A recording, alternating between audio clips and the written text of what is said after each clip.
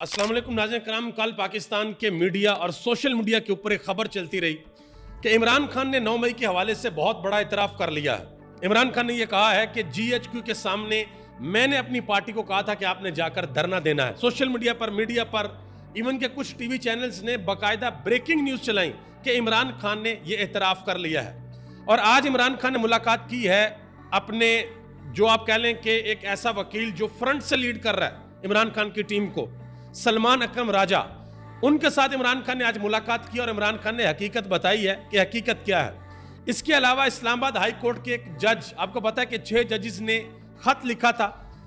उन 6 जजेस में से एक जज ने आज एक तकरीब के अंदर खिताब किया है और ऐसी बातें की हैं वो मैं आपके सामने रखूंगा। उससे आपको अंदाजा होगा कि ये जो 6 के 6 जज हैं, इनकी इस वक्त जहनी कैफियत क्या है, ये लोग क्या सोच रहे हैं। इसके अलावा इमरान खान का एक टेस्ट लेने की कोशिश की जा रही है। लाहौर से लोगों को गालिबन तैयार किया गया है, वो डेला जेल जाएंगे और वहां पर इमरान खान का वो टेस्ट लिया जाएगा।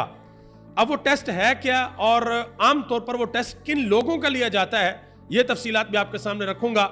और आखिर में इमरान खान की जमात ने पार्लियामेंट के अंदर भूख हड़ताल का सिलसिला शुरू किया है, उसका क्या फायदा होगा, क्या नुकसान होगा, कितना का इम्पैक्ट पड़ेगा, वो भी आपके सामने रखने के लिए जा रहा हूं। और मखसूस नशिस्तों के हवाले से बड़ी अहम डेवलपमेंट है, वो भी आपके सामने अर्ज करूंगा। आगे बढ़ने से पहले आपसे गुजारिश है कि इस वीडियो को लाइक जरूर करें और अपने दोस्तों के साथ शेयर भी जरूर करें। सबसे पहले नंबर पे वो खबर जो पाकिस्तान के मीडिया ने भी चलाई और सोशल मीडिया पर भी बहुत से लोगों ने उस खबर को पोस्ट किया, वो ये थी कि इमरान खान ने 9 मई के हवाले से एक बड़ा इतराफ किया है कि GHQ के सामने जो एहतजाज हुआ था वो कॉल इमरान खान ने दी थी। मुकम्मल झूठ। इमरान खान ने इस तरह का किसी किस्म का कोई बयान नहीं दिया। आज जब सलमान अकरम राजा इमरान खान से मिलकर आए तो बाहर आकर उन्होंने मीडिया के साथ गुफ्तगू की। उन्होंने कहा कि इमरान खान साहब ने कहा है कि मैं ये वजाहत कर दूं कि 9 मई के हवाले से मैंने किसी किस्म का कोई एतराफ़ नहीं किया। ये उनका पहले से मौक़िफ़ मौजूद है। जब 14 मार्च को जमान पार्क और 18 मार्च को जुडिशल कम्प्लेक्स में हमला किया तो उसमें रेंजर्स और ISI के लोग शामिल थे। उसके बाद पार्टी में फैसला हुआ कि अगर दोबारा ऐसी कोई हरकत हुई तो फिर पुरअमन एहतजाज वहां होगा जहां होना चाहिए, वो GHQ हो या कोई और दफ्तर हो, एहतजाज होगा, लेकिन किसी गमले या पत्ते को नुकसान नहीं पहुंचाया जाएगा। ये एक मुतफ़क्का राय थी। जो कुछ 9 मई को हुआ उसकी शफाफ इंक्वायरी करवाई जाए। अब यहाँ पे एक बड़ी इंपॉर्टेंट चीज़ है जो स्पेशली आपको पता है कि कल DGI SPR ने प्रेस कॉन्फ्रेंस भी की और उन्होंने ये भी कहा कि वो लोग जिन्होंने 9 मई किया, अगर इनका एहतसाब नहीं किया जाता तो फिर मामला खराब होंगे। और मुनीब फरूक साहब, कुछ और लोग भी हैं, नजम सेठी, सुहेल वड़ाइच साहब, आपको पता है कि ये लोग बेसिकली पैगाम रसानी का काम करते हैं और टीवी पर आकर बताते हैं कि इस वक्त अदारा क्या सोच रहा है, एस्टेब्लिशमेंट क्या सोच रही है, इमरान खान को माफ़ी मिलेगी या नहीं मिलेगी। तो मुनीब फरूक ने कहा जी फौज का ये माइंड सेट है, एस्टेब्लिशमेंट का ये माइंड सेट है कि 9 मई पर इमरान खान को किसी सूरत नहीं छोड़ना और इमरान खान के लिए पाकिस्तान में कोई पॉलिटिकल स्पेस नहीं है।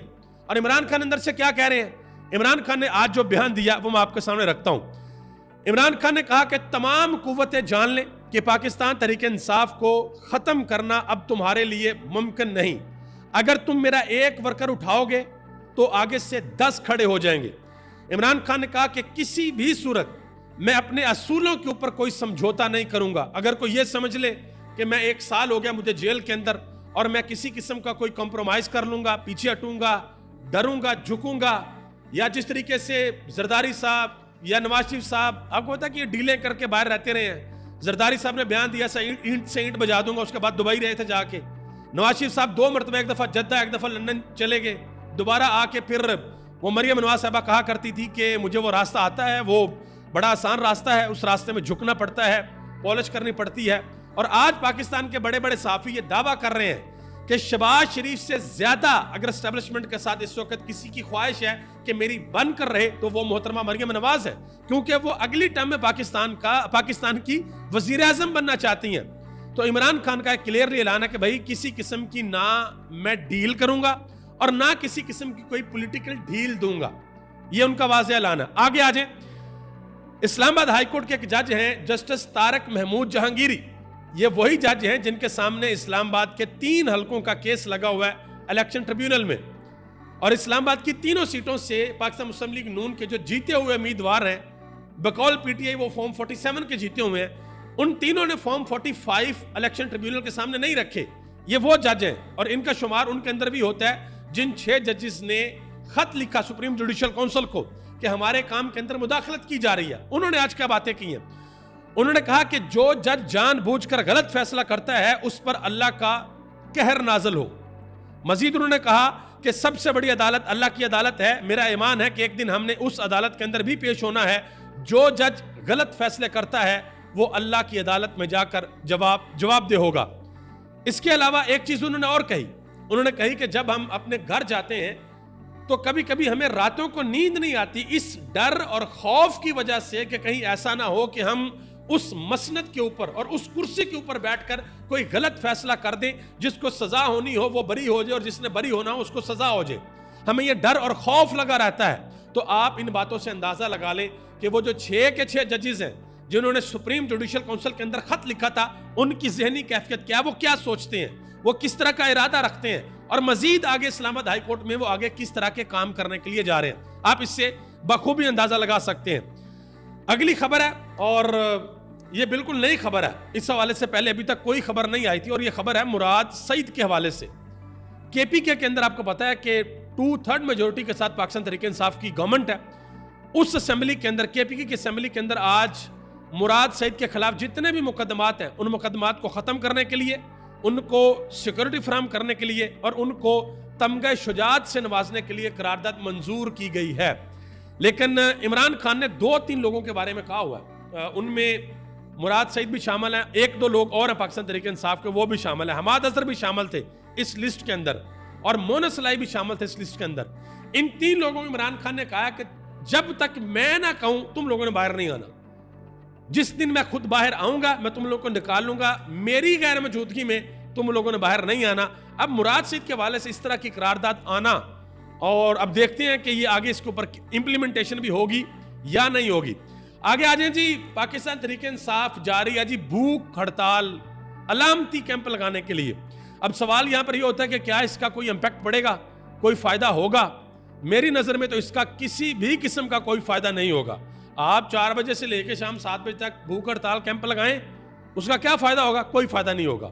लेकिन आने वाले दिनों में मजीद पता चलेगा कि क्या वो जो भूख हड़ताल कैंप है उसमें आम वर्कर भी हिस्सा ले सकता है या नहीं ले सकता, जो पब्लिक प्रेशर है वो बिल्डअप होगा या नहीं होगा, इसमें पता चलेगा।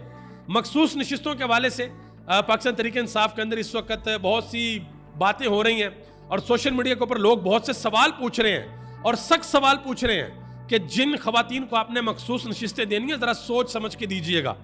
एक तो लिस्ट में ऐसा भी नाम लिखा गया है, उसके आगे वो खातून है और आगे उनके जो काम लिखे हैं वो ये लिखे हैं कि जी ये पीटीआई की डाई हार्ट फैन है और ये बड़ी जुनूनी है and she can do anything for PTI. यानी कि इस तरह की आगे से ये बताया जा रहा है कि ये इनके काम है। तो पाकिस्तान तहरीक इंसाफ का जो अपना सोशल मीडिया का वर्कर है ना, ये सिर्फ तहरीक इंसाफ का वर्कर है, बाकी ना ये बात नून लीग के अंदर ना पीपल्स पार्टी के अंदर और ना किसी और जमात के अंदर है कि अपने लोगों को पढ़ जाओ, और ये अपने लोगों को पढ़ जाते हैं, इसमें किसी किस्म का कोई शक नहीं है। इमरान खान के हवाले से एक और खबर है और असद तूर ने इस चीज का इंकशाफ किया है कि इमरान खान का पॉलीग्राफ टेस्ट लेने की कोशिश की गई है और इमरान खान ने इसमें तावन नहीं किया। मैं आपको ये बताता चलूं कि पॉलीग्राफ टेस्ट बेसिकली यूरोप में, अमेरिका में, बाहर की दुनिया में ये उन लोगों का लिया जाता है जो बड़े हाई लेवल के क्रिमिनल होते हैं या क्रिमिनल केस जिन लोगों के ऊपर चल रहे होते हैं, उन लोगों का ये टेस्ट लिया जाता है। अब पाकिस्तान के अंदर हमें देखना होगा कि आज से पहले भी किसी साबिक वज़ीर-ए-आज़म के साथ ये किया गया या नहीं किया गया, किसी का पॉलीग्राफ टेस्ट लिया या नहीं लिया, या सिर्फ ये इमरान खान के साथ ही हो रहा है, ये देखना पड़ेगा।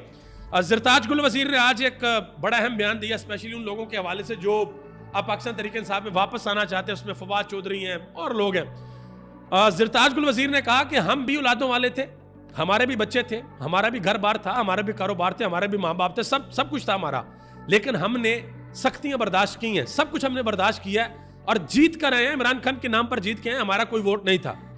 उन्होंने कहा कि वो लोग जब वापस आना चाहते हैं उनका फैसला खुद इमरान खान करेंगे, कोई और बंदा इस चीज का फैसला नहीं करेगा।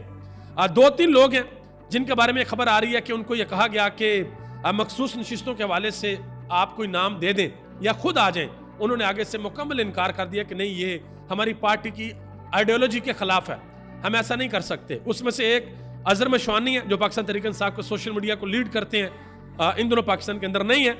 इसके अलावा ईमान ताहिर जो कि मेजर ताहिर सादिक रिटायर्ड, उनकी बेटी हैं, और ये दोनों बाप बेटी जीते हुए हैं अपने हलकों से, लेकिन फिर फॉर्म 47 पे चीज़ें और हो गई, तो उन्होंने कहा जी मैं तो वैसे जीती हुई हूँ और ये मेरा हक नहीं है, ये वर्कर का हक है और वर्कर को मिलना चाहिए।